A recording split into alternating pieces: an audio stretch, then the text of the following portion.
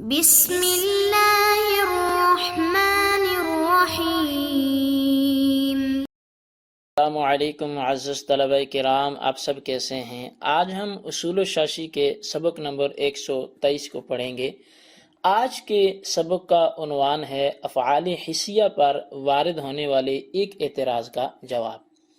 آئیے آج کی عبارت پڑھتے ہیں، اس کا ترجمہ کرتے ہیں، اس کے بعد باقاعدہ سبق کی وضاحت شروع کرتے ہیں۔ اور آج کے ہمارے سبق کی عبارت وَمِنْ هَذَا النَّوْعِ سے شروع ہوتی ہے۔ مصنف علیہ رحمہ لکھتے ہیں وَمِنْ هَذَا النَّوْعِ وَطْءُ الْحَائِضِ، اور اسی قسم سے حائضہ سے وطی کرنا ہے۔ فَإِنَّ النَّهْيَ عَنْ قُرْبَانِهَا بِإِعْتِبَارِ الْأَذَى، پس بے شک اس کے قریب جانے سے جو نہیں ہے، روکنا ہے، وہ گندگی کے اعتبار سے ہے۔ یسألونک عن المحیض قل هو اذى فاعتزلوا النساء في المحیض ولا تقربوهن حتى يطهرن، جیسا کہ اللہ تبارک و تعالی نے قرآن مجید میں ارشاد فرمایا، اے محبوب وہ تم سے حائضہ عورتوں کے بارے میں سوال کرتے ہیں، پوچھتے ہیں، تو آپ فرما دو کہ وہ گندگی ہے، پس تم عورتوں سے الگ رہو حیض کے دنوں میں اور ان کے قریب نہ جاؤ یہاں تک کہ وہ پاک ہو جائیں۔ وَلِهَذَا قُلْنَا يَتَرَتَّبُ الْأَحْكَامُ عَلَى هَذَا الْوَطْءِ، اور اسی بنیاد پر ہم نے کہا کہ اس وطی پر احکام مرتب ہوتے ہیں۔ فَيَثْبُتُ بِهِ إِحْسَانُ الْوَاطِ، پس اس وطی سے واطی کا محسن ہونا، سیبہ ہونا، یہ ثابت ہو جائے گا۔ وَتَحِلُّ الْمَرْأَةُ لِلزَّوْجِ الْأَوَّلِ، اور اسی وطی سے زوجہ اول زوج کے لیے حلال ہو جائے گی حلالہ کی صورت میں۔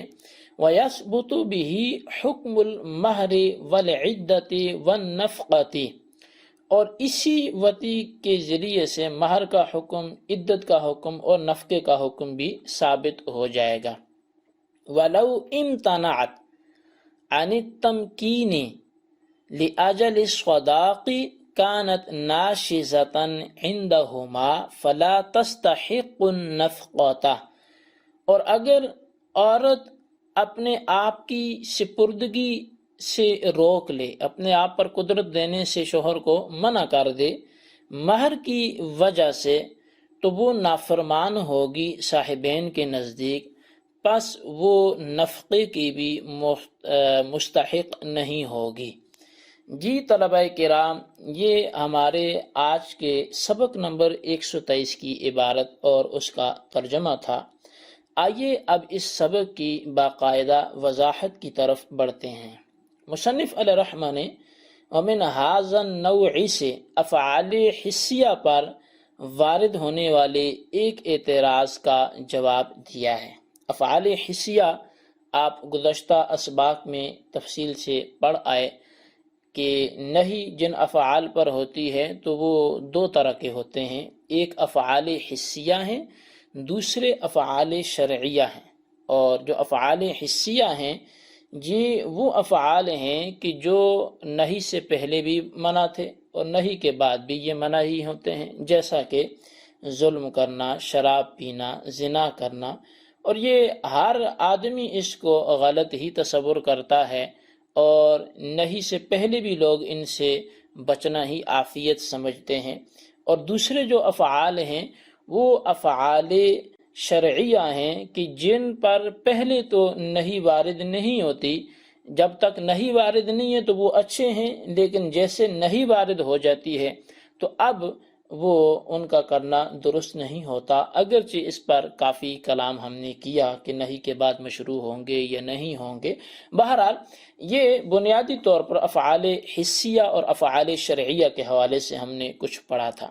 تو آج جو اشکال وارد ہو رہا ہے وہ افعال حسیہ پر ہو رہا ہے۔ وہ اشکال، وہ اعتراض کیا ہے؟ وہ یہ ہے کہ افعال حسیہ کا یہ حکم جو بیان کیا تھا کہ افعال حسیہ جس طرح نہیں سے پہلے مشروع نہیں ہوتے، اسی طرح نہیں کے بعد بھی نہ ذاتاً مشروع ہوتے ہیں اور نہ ہی وصفاً مشروع ہوتے ہیں۔ یعنی جیسا کہ نہیں وارد ہونے سے پہلے وہ جائز نہیں ہوتے تو نہیں وارد ہونے کے بعد بھی وہ ایسے ہی جائز نہیں ہوتے جیسے پہلے جائز نہیں تھے۔ حالانکہ افعال حسیہ میں سے ایک فعل حسی ایسا ہے کہ وہ اس اصول کے مطابق صحیح نہیں قرار پا رہا، وہ اس اصول پر پورا نہیں اتر رہا، وہ اس حکم کے مطابق نہیں ہے، اور وہ فعل حسی وطی ہے، اور حائضہ عورت سے وطی کے متعلق نہیں وارد ہوئی ہے۔ قرآن کریم میں ارشاد فرمایا لا تقربوہن حتی یطہرن، آیت آپ نے مکمل ترجمہ میں عبارت میں ملاحظہ کی کہ اللہ تبارک و تعالیٰ ارشاد فرماتا ہے تم ان حائضہ عورتوں کے قریب بھی نہ جاؤ یہاں تک کہ وہ پاک ہو جائیں۔ تو نہیں وارد ہوئی ہے حائضہ عورت سے وطی کے متعلق، لیکن پھر بھی حیض کے بعد یہ جائز ہوتی ہے، حالانکہ افعال حسیہ کے حکم میں یہ ہے کہ فلا یکون مشروعا اصلا، کہ یہ چیز تو بالکل بھی مشروع نہیں ہوتی، بالکل بھی جائز نہیں ہوتی، تو آپ کے پاس اس کا کیا جواز ہے؟ اس کا جواب مصنف نے ومن ھذا النوع سے دیا ہے، جس کا حاصل کلام یہ ہے، حاصل جواب یہ ہے کہ افعال حسیہ کے متعلق اصول وہی ہے جو بیان کیا گیا کہ نہیں کے بعد بھی بالکل وہ فعل مشروع نہیں ہوتے جیسے کہ پہلے مشروع نہیں تھے۔ رہی اشکال والی صورت، یہ اعتراض والی صورت، تو یہ ایک استثنائی صورت ہے کہ وطی فعل حسی ہے اور نہیں کے بعد مشروع بھی ہے۔ اس کی وجہ خود کلام الہی میں وہ موجود ہے کہ یہ ممانعت کس وجہ سے ہے، تو فرمایا کہ یہ ممانعت اذا یعنی گندگی کی وجہ سے ہے، اس لیے حالت حیض میں بیوی سے وطی نہیں لعینہ ہی نہیں ہے، یعنی کوئی فعل وطی برا نہیں ہے بلکہ نہیں لغیرہ ہی ہے، یعنی وہ گندگی کی وجہ سے وطی کو برا کہا گیا، اور نہیں لغیرہ ہی یہ افعال شرعیہ کی قسم سے ہے، لہٰذا اپنی بیوی سے حالت حیض میں وطی کرنا ذاتاً تو جائز ہے مگر وصفاً یہ جائز نہیں ہے۔ تو گویا کہ جس قسم کو آپ نے افعال حسیہ میں سے شمار کیا تھا اس کا تعلق افعال شرعیہ سے ہے، تو یہ آپ کا اعتراض کرنا بالکل بھی درست نہیں ہے۔ ولہذا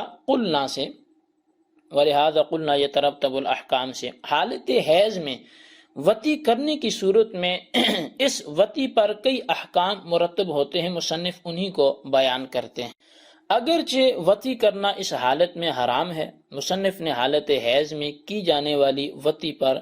6 احکامات بیان فرمائے ہیں۔ نمبر 1، شادی کے بعد شوہر نے بیوی سے حالت حیض میں وطی کی تو شادی شدہ کہلائے گی بیوی، یعنی محسن کہلائے گی، جس میں اگر اس کے بعد زنا کی صورت اختیار کی تو پھر اس کی سزا رجم ہوگی۔ اسی وطی سے متعلقہ مغلظہ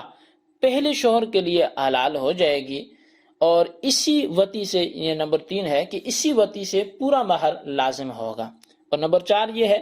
کہ اسی وطی کے بعد طلاق کی صورت میں عدت گزارنی ہوگی، اور نمبر 5 یہ ہے کہ اس وطی سے شوہر پر نان و نفقہ یہ لازم ہوگا۔ نمبر 6 کہ مہر معجل ہے۔ شادی کے بعد حالت حیض میں بیوی شوہر کو وطی کی قدرت دے،